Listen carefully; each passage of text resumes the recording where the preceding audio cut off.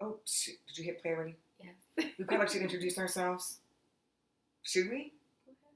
Okay. Hi, I'm Lisa. I'm going to be the interviewer in this video. I'm Tamika. I'm the client. Thank you for watching. So, hi, Tamika. How are you doing today? I'm well, Lisa. How are you? Good. Thank you so much for coming to see me today. Thank you. How have you been doing this week since we met for our first since intake last week? I'm okay. A lot on my mind, but I've been okay. Okay. So, have you had any kind of things going on since we met last week with the intake? What's been going on? Nothing really. Advancing in your life. Finally being able to see the goals that I've set forth at a very young age. Well, good. Let's just recap a little bit on some of the goals you talked about. You talked about um, being a stronger mother with raising your daughter, being a single mother. You talked about just your goal overall and being in a single parent family home. And you also talked about your family and support system. Yes. Is that all true? From what I remember from last week? Yeah, the support system isn't strong in my family. Okay. I come from a very broken background. Generational curse, if you ask me. I got pregnant at 15, had a baby at 16. Was told I was never going to be anything. And who told you that in your family? Oh, my mom told me that a lot. She always stated that I would be just like my father, a drug addict. No good ass person. Okay, well, since we met at intake last week, I don't remember any kind of drug, substance abuse, or drug history. Not on my mother's side. My father was addicted to cocaine the majority of my life. He smoked it, actually. I met him for the first time when I was 16. Oh, and how did that visit go, your first meeting? Yeah, I don't know. How do you feel for a stranger? But no, I'm sorry. I met him when I was 14 because it was my 8th grade graduation, and I remember being pissed because I'm like, you waited all this time to see me after things had happened in my life that he could have shielded me from. So at 16 is when I found out that I was biracial. Had my dates mixed up. Okay. And I seen him periodically after that. When he was looking for drugs. So those didn't sound like they were very good meetings. No. If he was looking for drugs instead of being more of a parental type figure. No, wasn't at all. I seen him again from 14. I seen him again at 16. Mm-hmm. Then I seen him again at 18, and I didn't see him anymore after 18. And he passed away 2 years ago. And how did you deal with his death? With not seeing him that many times? It didn't bother me at all. I don't know him. Okay. So it didn't bother me. But it was a goal of mine to raise my kids nothing how I was raised. I didn't curse my kids when they were younger. Yes, they got spankings, whoopings. Mm-hmm. But I didn't tear them down emotionally, mentally, spiritually, or physically. It was... Well, it sounds like you want to have be a better parent than your father was to you, it sounds like. It's a great goal. And your mother. I was raised by my grandmother. She was a hellraiser herself, but she was nothing like my mother. Nothing. What kind of household did she run? My grandmother worked for the post office. She was a mail carrier out of Princeton Park for 35 years. Is Princeton Park in the Chicagoland area? Right off of 95th and Woodward. Okay. she spoiled me. She gave me the world, but she always knew that something happened at home. We just never discussed it. Um, but it was when I had to go back to live with my mother when my life changed a lot. That's when I got pregnant, had a baby. She was like, bitch, you either gonna get an abortion or you go get the fuck out. I said, oh, no problem. I'm gonna get the fuck out. And then you went to go live with your grandmother? No, I lived with my children's father and his mother all the way up until I was 19. Um, had one baby at 16 and another baby at 18. What kind of relationship did you and his mother have with you being pregnant? Um, his mother was different. My kid's father was born out of prostitution. Um, so she was still a street lady, if you will. Different, very different. But I just knew everything around me is not what I wanted for my kids. So after I had my daughter, I was like, I gotta do something different. I'm gonna end up just the way they said that I would be. I gotta do something different. It sounds like you really had a strong goal to be different than both of your parents and possibly his mother. Yeah, all of my life, that's what I fought to do. Be different. Um, and for a long time, I was just achieving goals just to prove to them I'm nothing like you said I would be. It wasn't until I want to say about 8 years ago when the goals finally became my personal goals. They were no longer about, I'm going to show you, I'm going to prove to you you're wrong. Um, and that's the first time that I looked in the mirror and actually loved the person that was looking back at me. Because prior to that, I didn't love. I didn't even understand who I was because for so long I was just trying to be what they said I was trying not to be what they said I would be. So that was all I knew is I'm gonna prove them wrong. So I had no identity. The only thing that I knew was this is what I wanted to do. I wanted to be able to tell them to kiss my natural ass one day. That's what I want to tell them. And it seems from some of the questions in the questionnaire and the intake that you pretty much accomplished that so far. Yeah, I will be done with my master's in the fall. I've applied to 4 doctoral programs. I remember being a kid, I used to always say, I'm going to be a doctor one day. I'm going to be a doctor. And, for so long, it was like, okay, I'm going to be a nurse. That's the kind of doctor I would be. But that was my plan. But God's plan is, yeah, that's not the doctor you're going to be. I got something else in mind for you. So, for me, it's just my goals now. And it's being a role model for my kids. It's being, a wife that my husband could be proud of. It's being a parent that my kids could be proud of. And it's just loving me in the skin of this is for me and not for someone else. You smile every time you talk about your kids. Yeah. It's great. And how many kids do you have? I have 3 in total, 2 biologically and 1 blended family child. My son will be 25 on Halloween. My daughter will be 23 September 1st. And my other daughter will be 12 August 28th.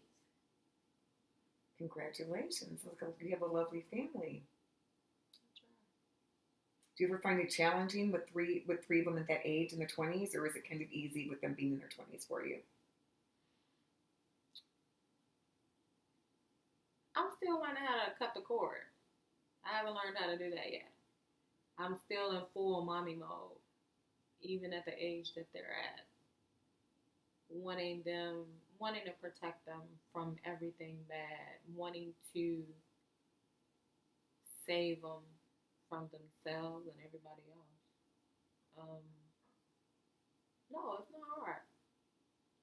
I believe that the way that they were raised and what I've taught them, even if they do make a bad decision, they'll always hear their mom because the countless hours and minutes and seconds and the time that I spent with them, loving on them the way that I wasn't loved, communicating with them the way that I wasn't communicated to, showing them, that never fades away.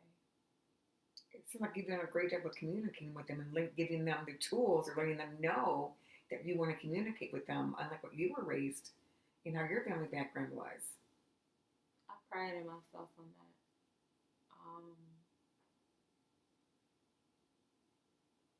In my household, when I was growing up, bitch was your name. You stupid bitch, you ain't gonna be shit. I can get mad at my kids. I can curse them out, but I cannot call them out their name. Like, I will call them by their middle name, and that's the furthest I'll go. Like, I can't, I just can't, because I know that hurts. I can't do a lot of things that were done to me because I know that it hurts. So for every day that I am able to breathe, I give back not only in my own household, but in communities and with youth that I know are broken, such as you can. I do a lot of work with youth and children. That's awesome.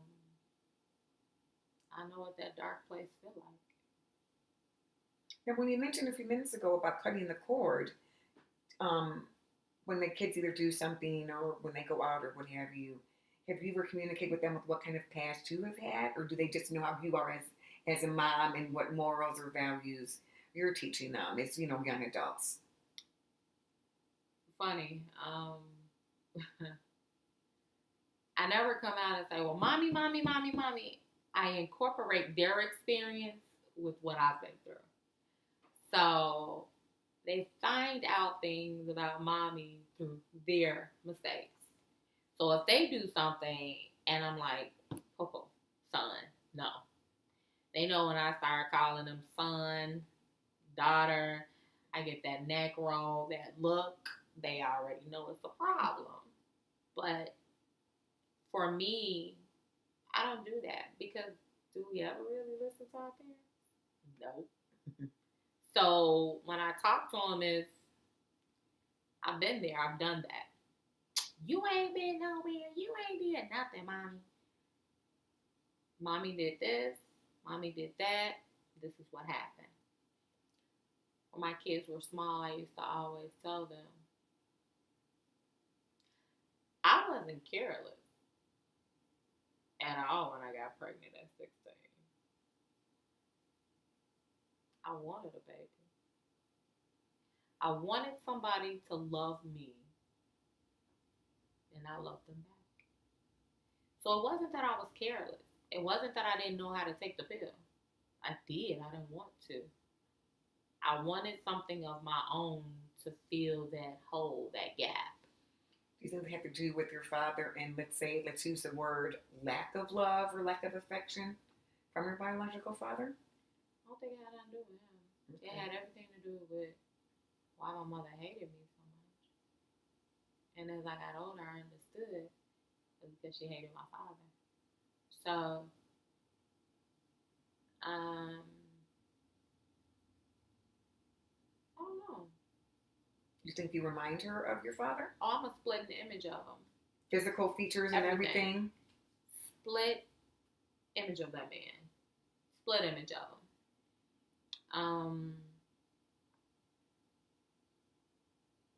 I see a lot of people that go through what I go through. And I struggled with myself for a long time. But my kids kept me ahead. They kept my head above water. Because I knew I could never let them down the way that everybody let me down. So my kids were my strength. I'm talking about I was Teflon. I was that wall that they want to build. Um, they were my reason for saying I am a phenomenal person. Um, You sound like a very strong woman. I am. It takes a lot. You you can get beat down every day, all night. But at the end of the day, it's about, will you be a victim forever? Or will you have a testimony to be able to help someone else walk across water, if you will? Because you can always feel like you're drowning. You can always feel like you're sinking. But if you drown, who's going to save you if no one was ever there to help you? So those have always been my thoughts. If I drown, who gonna save me? If I fall apart, who gonna put me together? If I stop doing everything that I'm doing, who will my kids have? I found every reason to rise above every occasion. I had to. For a long time, it was because of everybody else. When I realized who I was, my value, my worth, when I started having self love, most importantly, it was all about me at that point. And you mentioned earlier that you have a husband. How long have you guys been married? My heartbeat, 5 years. Congratulations. Thank you. When you mentioned a couple moments ago, you mentioned that who would be there if you were not there. What kind of, let's say, man or father or husband is he? Do you think he would help with, if you were not there with the kids, or were you just saying that in regards to yourself and how you feel as an individual? When I spoke that way, it was prior to me getting married. Okay. Um, my husband is a God-fearing man. He was studying to be a deacon prior to us getting married. Um, it's amazing. He brings out the absolute best in me. He's different from anything I've ever had. Um, my kid's father was murdered when they were very young, and I never ever allowed another man around my children because it was another man who did things to me, and I was always fearful of another man doing things to my daughter. So I was very protective of my space and of my children's well-being. But it seems that something must have happened in a positive way, that you opened up your heart and your space in your home to let him come into your life. Time, healing, patience, understanding, self-awareness. Most importantly, just healing. I Now, what did practiced you do? abstinence for 3.5 years prior to getting with my husband. I didn't date. I didn't do anything with anybody. It was just school, work, and my babies. I don't know how that man slid his way up and down. I don't know what he did. I can't tell you. All I knew is he was so persistent. In a positive way, or? Very positive. Great. Everything about my husband is about faith and prayer and church and God and patience and favor and love, and he's gentle. I gave him the blueprint to me, which is something I don't do. I'll tell you a little bit here, a little bit there, but I'm very, very private. Even with my children, I think I've ruined them. Because I'm so private, my children are even 10 times more private. I believe that what happens at home stays at home. I'm going to govern my household with protection and love. I believe that the covering of your home is what protects you while you're in and you're out. It gives you the faith to walk in any situation knowing that no matter what happens, I'm covered. Not just by God, but by my parents or my family. I wasn't taught this. I learned this. I read this. I lived it. So you seem very spiritual. When did you start becoming a spiritual person or a woman? 2005. Did anything happen that sparked this religion, or did it just come to you? I had my first nervous breakdown in 2005. When they killed my kid's father, we had to move away. We moved to Cherry Point, North Carolina for a few years, and then we lived in Silver Springs, Maryland for a few years. And then when I relocated back to Chicago, I lived on the north side for about 7 years. And my son was breaking down, my daughter was breaking down. Because that's when they started asking questions. Did I ever find out who killed their dad? Did I ever do anything? And that was the first time I actually had to tell them the truth about a lot of things. Was it really challenging having to relocate? I can't even imagine having to relocate my whole family, having to move somewhere else. It was for our safety. It wasn't a challenge. It was a must-do. Oh, was they have to? And who told you you had to move? The police, the government? The streets. Okay. So, when you see your kids break down like that, my kids have always been my weakness. And when they broke down, I felt at fault. I felt that I failed them. And that was hard for me. Because nobody can hurt me the way that my kids can. Not my mother, not my grandmother, not nobody walking on this earth can hurt me the way that my kids can. And that took a toll on me.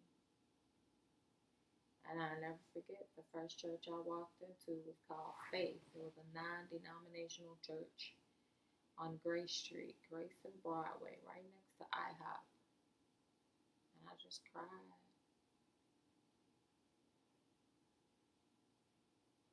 I didn't have anybody else to look to, so I prayed. And that's who carries me. That's who I believe keeps me and keeps my children, keeps my husband.